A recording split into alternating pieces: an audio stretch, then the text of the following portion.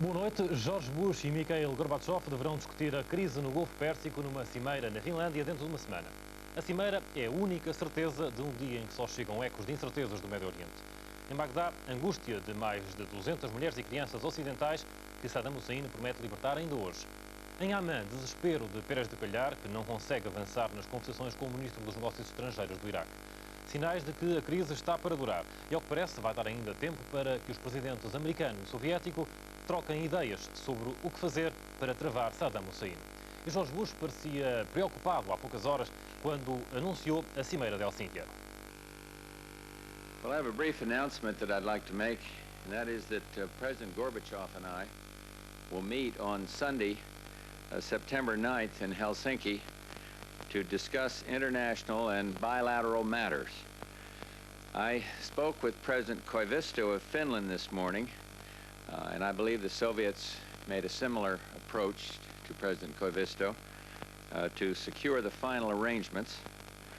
Secretary Baker and Foreign Minister Shevardnadze have been working out the details of this meeting over the last few days, and we got word this morning that an announcement at this time would be agreeable to the Soviets. So I wanted to get that out, and I'm looking forward very much to seeing Mr. Gorbachev again.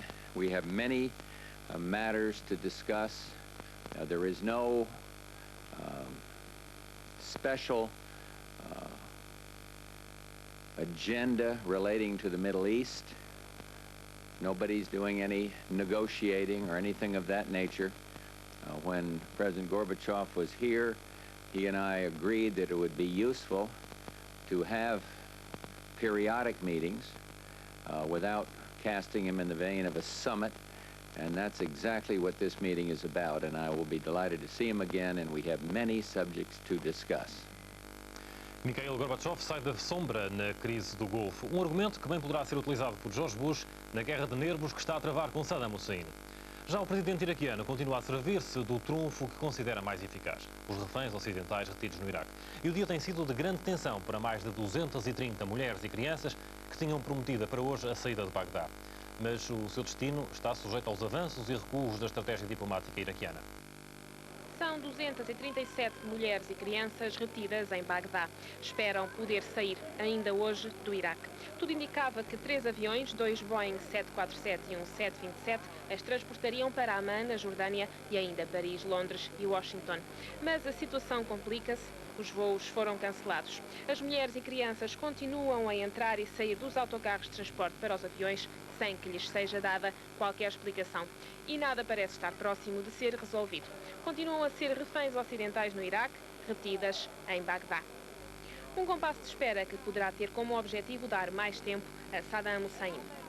Ontem, o referendo americano Jesse Jackson tinha, aliás, sido recebido pelo presidente iraquiano para tentar a libertação de 6 americanos doentes ainda retidos no Kuwait. Saddam Hussein disse que os americanos seriam evacuados juntamente com estas mulheres e crianças.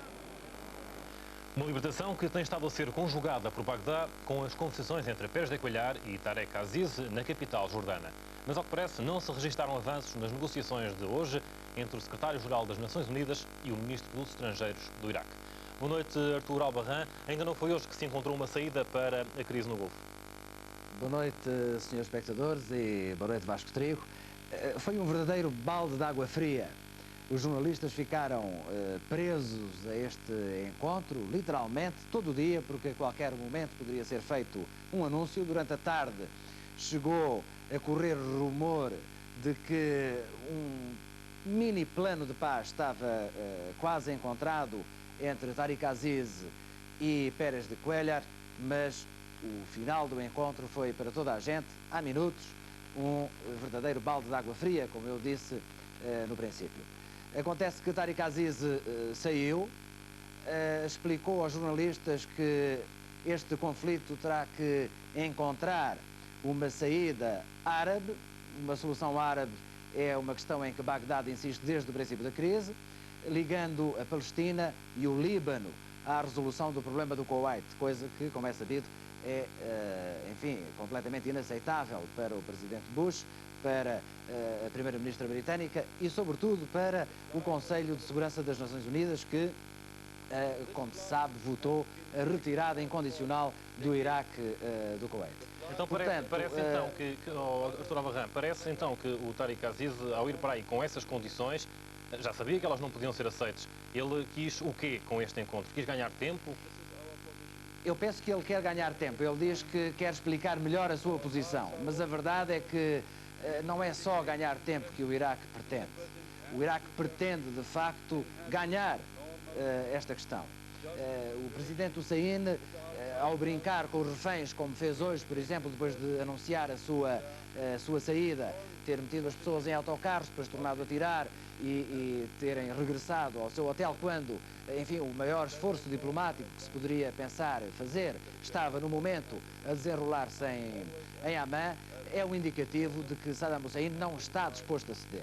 E, aliás, o Ministro dos Negócios Estrangeiros aqui foi claro, eles não vão ceder no essencial, estão dispostos a encontrar uma solução que salve os interesses do Iraque, que são para Bagdade os interesses árabes. Assim é entendido. O secretário-geral das Nações Unidas também não prestou, enfim, nenhuma declaração que pudesse considerar-se como esperançosa. De resto, ele estava um pouco afónico. Para ele foi um fracasso. Parece que sim, ele vai dar uma conferência de imprensa amanhã às 10 da manhã. Nós vamos estar, evidentemente, em cima desse acontecimento e no Jornal de Domingo iremos dar conta daquilo que Cuéllar vier a dizer amanhã de manhã, às 10 horas, aqui em Amman. Está tudo em suspense, mas penso que nada de extraordinário vai ser, enfim, anunciado por dois motivos. Primeiro, os dois líderes não dão uma conferência de imprensa em conjunto. Segundo, Tariq Aziz já disse o que tinha a dizer e vai-se embora para Bagdá. Amanhã já não estará cá e já não tornará a falar com Pérez de Cuéllar. Quanto muito, Pérez de Cuéllar poderá reservar alguma surpresa ao nível do tratamento dos reféns. É tudo o que se espera de Pérez de Cuéllar. Há, no entanto, outra teoria, que também pode ser verdade, e que, enfim, adianta que este encontro poderá esconder uma negociação mais secreta que Washington está a fazer com Bagdade, diretamente através do homem que negociou, enfim, a retoma das relações entre os Estados Unidos e a China depois do Tiananmen. Joga alguma coisa neste momento aí o facto do anúncio da cimeira Bush-Gorbachev para a próxima semana? Bem, foi um indicativo, mais um, de que esta negociação diplomática não estava a resultar. Em Amman existe cada vez mais o convencimento de que tem que haver um pequeno conflito militar para se poder negociar a seguir.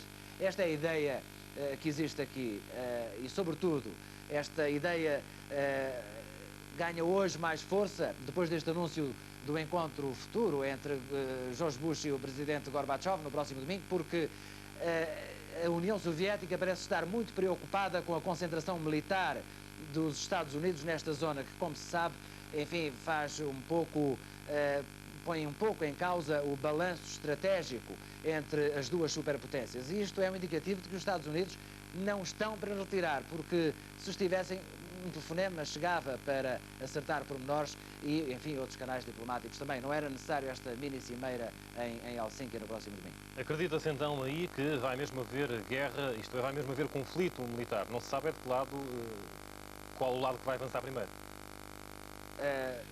Pensa-se que o Iraque não irá tomar uma iniciativa. Pensa-se que o Iraque está a querer jogar, enfim, um pouco a cartada junto das massas árabes, tentar conquistar apoio que é crescente entre as massas árabes nos vários países. E, portanto, quando o Tariq Aziz fala aos jornalistas agora, nós temos a sensação que ele não está a falar para nós, porque ele já nem quer responder às perguntas dos jornalistas, ele está a falar para o mundo árabe, está a falar, sobretudo, mais do que para o governo, está a falar para as massas árabes. A não ser que, enfim, Pérez de Cuéllar possa, por sua vez, negociar na próxima semana com outros líderes árabes uma maneira de serem, enfim, outros países árabes a virem com uma proposta que possa, no fundo, representar os interesses dos Estados Unidos, mas surgir como uma proposta árabe. Penso que é necessário mais 1 ou 2 dias para vermos melhor o que se está a passar. E aí, que tipo de preparativos há? Continua a haver preparativos para a guerra? O que é que as autoridades jordanas dizem ao povo? Bem, os jordanos estão preparados para a iminência do conflito. De resto, hoje entrou no país, como nós ontem já tínhamos adiantado no telejornal, hoje entrou no país em vigor o racionamento dos produtos essenciais, que aqui de resto são subsidiados pelo Estado, o pão, o açúcar, a farinha. Também Israel está mais atenta às movimentações militares e, como é sabido, acusa agora a Jordânia de estar a promover voos de inspeção junto da fronteira com a Arábia Saudita para passar informação para o Iraque. Enfim, o governo jordano hoje desmentiu essa informação israelita, mas vai-se lá saber quem é que tem razão. Obrigado, Artur Albarrán, por esta participação em direto aí da AMAN no Jornal de Sábado. Muito obrigado e boa noite. De Amã chegam um pouco mais do que incertezas sobre esta crise que já leva um mês. Pôs de alerta diplomacias e exércitos em quase todo o mundo, mas ainda assim houve quem se mantivesse numa posição discreta. É o caso da União Soviética, que hoje discutiu o que se passa no Golfo com a China. No dia em que Gorbachev aceitou fazer uma cimeira com Bush, Moscou e Pequim tomaram posição conjunta sobre a crise provocada pelo Iraque ao anexar o Kuwait. Reunidos hoje de manhã em Harbin, na China, os ministros chinês e soviético dos negócios estrangeiros concordaram que é necessário fazer tudo para resolver pacificamente a crise do Golfo. Mas ainda que semelhantes, as opiniões de Eduard Shevardnadze e Qian Qishen foram expressas de formas muito diferentes. Depois de 3 horas de conferência, o chefe da diplomacia chinesa afirmava-se contra todo e qualquer recurso à força para resolver a crise do Golfo. A China não é favorável ao recurso à força, afirmou claramente Qian Qishen.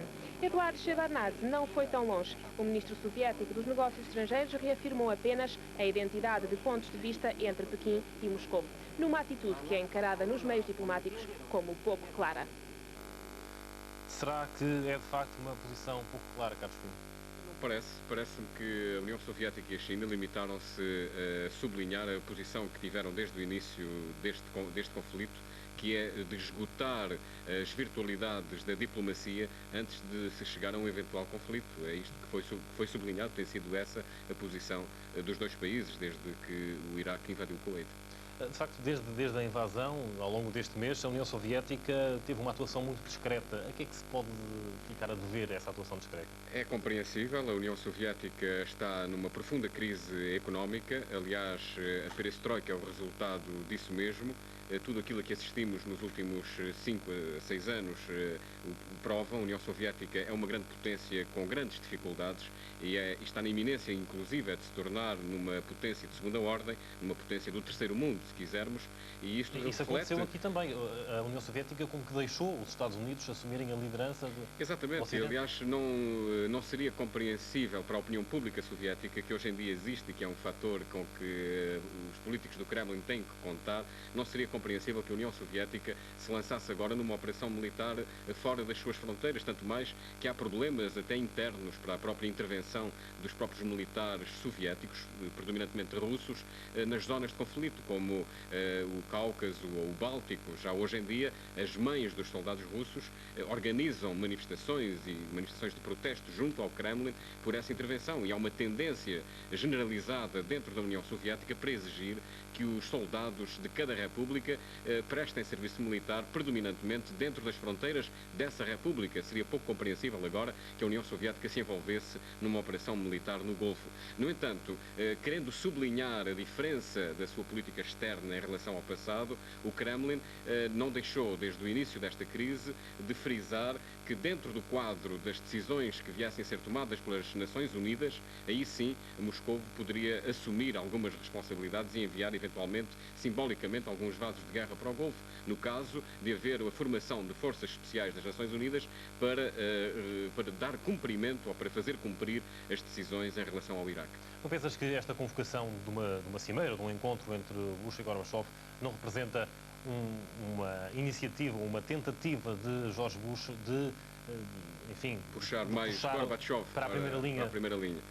Penso que pode ter a ver com isso, mas não tanto para obrigar os soviéticos a ter uma ação conjunta com os Estados Unidos. Eu penso que isso neste momento estará fora de causa. Agora, é indubitável que se nesta cimeira sair uma declaração conjunta mais explícita e mais forte de condenação do Iraque, estarão criadas melhores condições para uma eventual intervenção americana no Golfo. De qualquer forma, esta cimeira acontece num momento em que Gorbachev internamente tem grandes problemas. Volta a ter grandes problemas. Depois do encontro com Yeltsin há 2 dias, esta semana, hoje mesmo, Yeltsin exigiu a demissão do governo soviético, dizendo que ele não goza da popularidade no país e, portanto, será incapaz de levar a cabo, de realizar a transição para o mercado que se avizinha. Pensas que isso vai ser tratado na cimeira? Os problemas internos soviéticos, ao contrário do que acontecia antes, têm estado, de algum modo, na mesa das negociações entre russos e americanos, e penso que não estará longe da verdade, não estaremos longe da verdade se virmos nesta cimeira também uma forma muito direta de apoio, mais uma vez, de apoio ocidental a Gorbachev, no momento em que se aproximam grandes decisões dentro da União Soviética. Trata-se de inverter completamente a política que foi praticada ao longo deste meio século, do último meio século, e de levar a União Soviética para uma economia de mercado, integrando-a na economia mundial. Isso exige estabilidade do poder em Moscou e exige um poder forte que não se vê que exista, porque cada vez mais as repúblicas, cada uma puxa para seu lado e cada vez mais a própria autoridade de Gorbachev é contestada. Pensas, voltando agora à questão do Golfo, pensas que é previsível um envolvimento mais formal e mais visível da União Soviética com as forças ocidentais? Penso que o envolvimento direto de russos e americanos ainda não estamos aí. Aliás, a União Soviética sai de um período, está muito debilitada, ainda está a lamber as suas feridas e não se prevê as suas feridas, nomeadamente o Afeganistão.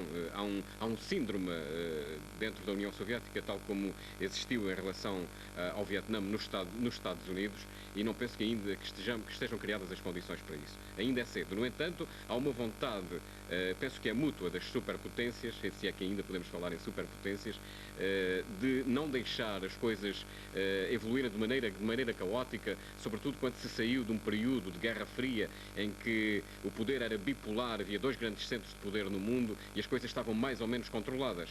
Agora saímos para uma nova fase, estamos a enfrentar a primeira crise pós-Guerra Fria e há certamente uma preocupação nestes 2 grandes centros ainda do poder mundial de não deixar as coisas evoluir de forma caótica e de manter algum controle da situação. Obrigado, Carlos Fino. A crise desencadeada pela invasão iraquiana do Kuwait fez esquecer praticamente o grave problema palestiniano, o que não significa que a Organização de Libertação da Palestina e o seu dirigente, Yasser Arafat, não estejam também envolvidos, pelo menos indiretamente, na questão do Golfo Pérsico. E é muito possível que os palestinianos voltem a desempenhar um papel mais ativo nos acontecimentos relacionados com o Médio Oriente.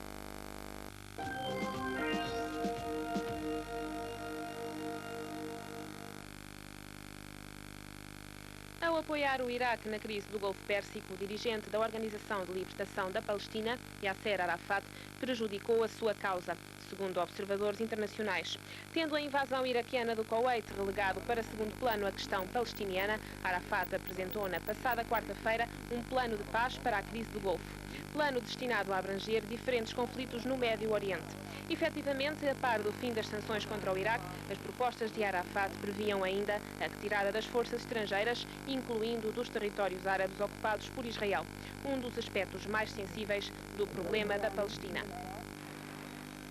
Sintomaticamente, palestinianos participaram em manifestações de apoio ao Iraque, realizadas na Jordânia. E depoimentos de refugiados do Kuwait revelaram estreita colaboração entre muitos dos 300 mil palestinianos que viviam no Kuwait e os invasores iraquianos. Uma aliança da Organização de Libertação da Palestina com Bagdá parece, aliás, revestir-se de lógica política, numa altura em que a intifada, o levantamento das populações palestinianas dos territórios árabes ocupados por Israel, se encontra no impasse quase 3 anos depois de ter sido iniciada. E tampouco deram resultados as diligências diplomáticas para solucionar o caso da Palestina. Para enfrentar os israelitas, o presidente iraquiano Saddam Hussein surge como um aliado poderoso, o qual utiliza processos semelhantes aos já usados, nomeadamente, pelos extremistas palestinianos. Um dos métodos comuns seria o recurso a civis, como reféns ocidentais, desta vez dos iraquianos. E as imagens que chocaram o mundo há uma semana mostravam o presidente Saddam Hussein com uma criança ocidental retida no Iraque. Como muito mais estrangeiros, europeus e norte-americanos, tanto crianças como mulheres e homens. Fontes ocidentais receiam que outra das armas a que o Iraque possa recorrer seja o terrorismo palestiniano. Abu Nidal e Abu Labas 2 dirigentes terroristas palestinianos estão alegadamente refugiados em Bagdá. Literalmente entre dois fogos encontra-se o rei Hussein da Jordânia, cuja população é em grande parte de origem palestiniana e onde os sentimentos alardeados publicamente são favoráveis ao Iraque, de que a Jordânia é uma das vias de abastecimento desde a imposição de sanções económicas pelas Nações Unidas ao regime de Bagdá. Entre a Palestina e o Iraque, o futuro do reino de Hussein poderá depender da evolução dos acontecimentos na crise do Golfo. Depois do intervalo, vamos retomar o tema principal desta primeira parte do Jornal de Sábado, a crise no Golfo, mas então com uma abordagem do ponto de vista das implicações em Portugal. Até já.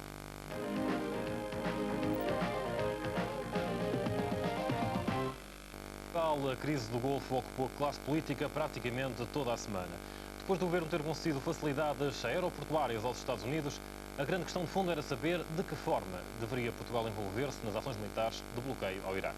As opiniões eram diversas, mas no final o governo decidiu, por agora, não enviar tropas nem meios navais para a região do Golfo. Um navio português para o Golfo Pérsico, uma fragata para o Mediterrâneo Oriental. Esta decisão do governo foi o culminar de uma semana de contactos múltiplos em que todas as forças políticas se mostraram empenhadas. Na segunda-feira, o chefe do Estado-Maior-General das Forças Armadas, General Soares Carneiro, participava em Paris numa reunião da UEO, União da Europa Ocidental, um momento para acertar posições militares europeias. A divulgação das conclusões tardava quando, na Assembleia da República, o governo era questionado pelos partidos. O chefe da diplomacia recordava alinhamentos e solidariedades com a CEE, UEO e NATO. Sublinhava a decisão política na cedência de bases e aeroportos aos Estados Unidos. O CDS pedia explicações sobre a soberania portuguesa e as cedências aos Estados Unidos anteriores à resolução das Nações Unidas. O PS defendia a participação no quadro militar da União da Europa Ocidental. Os renovadores apoiavam tudo o que estivesse no quadro das Nações Unidas. O PCP insistia na necessidade de esforços diplomáticos. Os verdes comparavam Kuwait a Timor. O governo insistia no acompanhamento possível da situação e só após a reunião do Conselho Superior de Defesa Nacional surgia uma nova atitude. Estava tomada a decisão. Para as águas do Golfo vai partir o São Miguel, um navio mercante da Marinha Portuguesa. Será incluído nas operações de embargo decretadas pela ONU ao Iraque. Terá a função de apoio logístico. Para além disso, a fragata Roberto Ivans deve deslocar-se a 10 de setembro para o Mediterrâneo Oriental para exercícios no quadro da NATO, de onde zarparam forças norte-americanas para o Golfo. Terá a missão de substituir posições deixadas vagas pelos Estados Unidos. Para além disso, o governo português pôs à disposição da Administração Marítima norte-americana mais 2 navios mercantes que poderão ser fretados em caso de necessidade. Com esta decisão, o governo português sublinhou que não estava a envolver-se diretamente nas operações militares no Golfo. De momento, entendemos que o esforço que devemos fazer no palco do conflito não deve ir além do disponibilizar o navio de transporte da Marinha Portuguesa. Entendemos que Portugal, para salvaguardar o seu prestígio, para defender os seus interesses, deve evitar 2 situações que seriam maximalistas e ambas indesejáveis.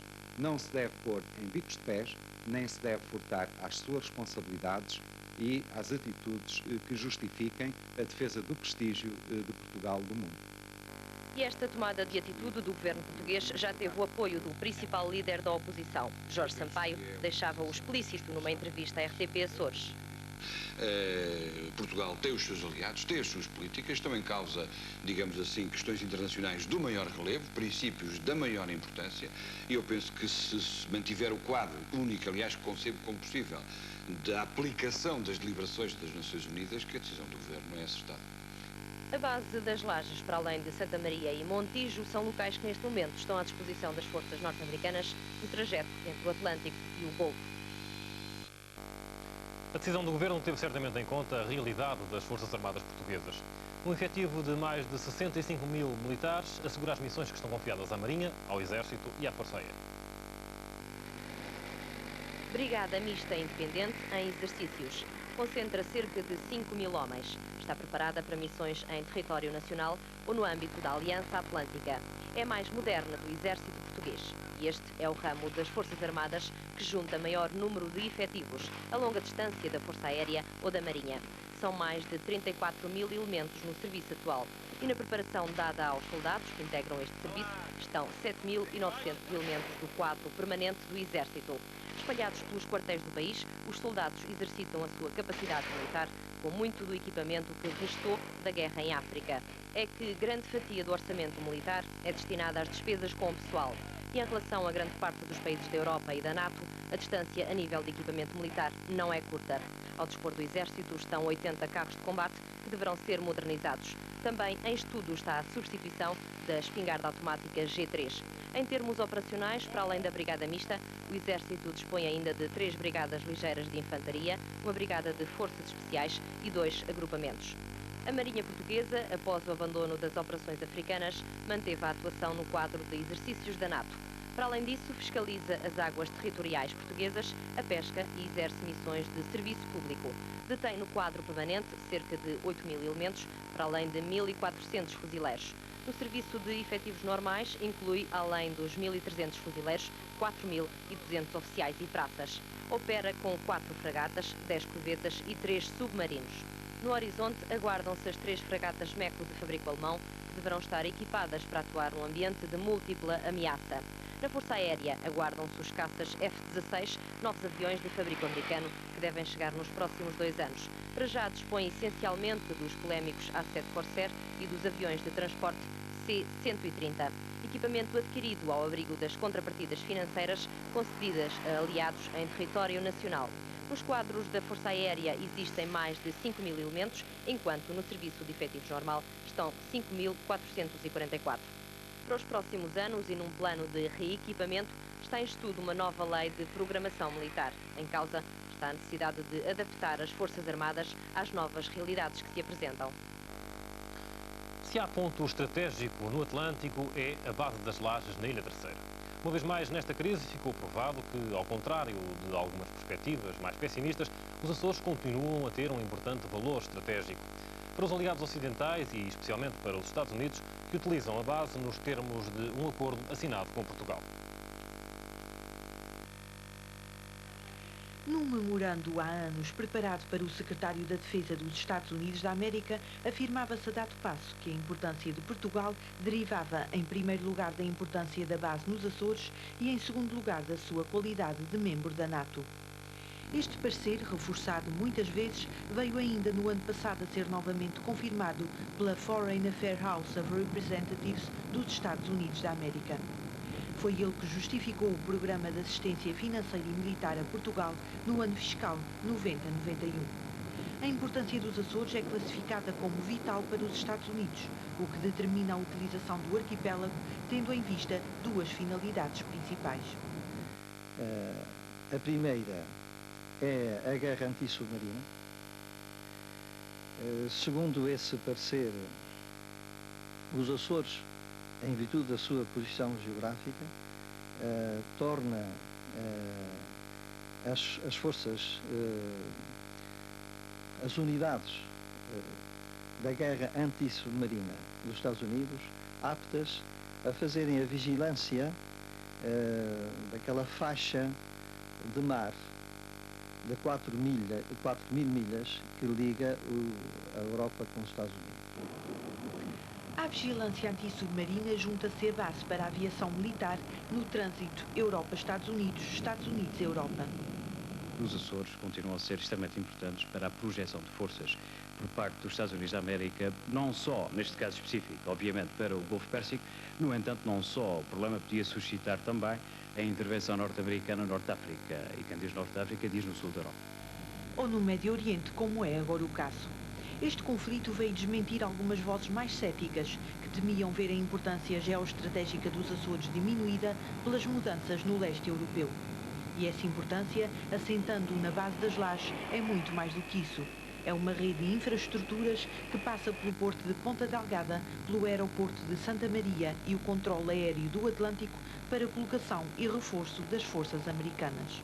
O valor da posição estratégica dos Açores é, neste momento, maior do que há 10 anos atrás. O desanuviamento a leste, o desarmamento da Europa, obriga as Forças Armadas Americanas a recuarem para outros pontos. E esse ponto, e um desses pontos será sempre os Açores. que é indispensável para que os americanos, que as Forças Armadas americanas cheguem rapidamente aos locais em que têm interesses, como o Médio Oriente, o Norte da África e eventualmente, a própria Europa.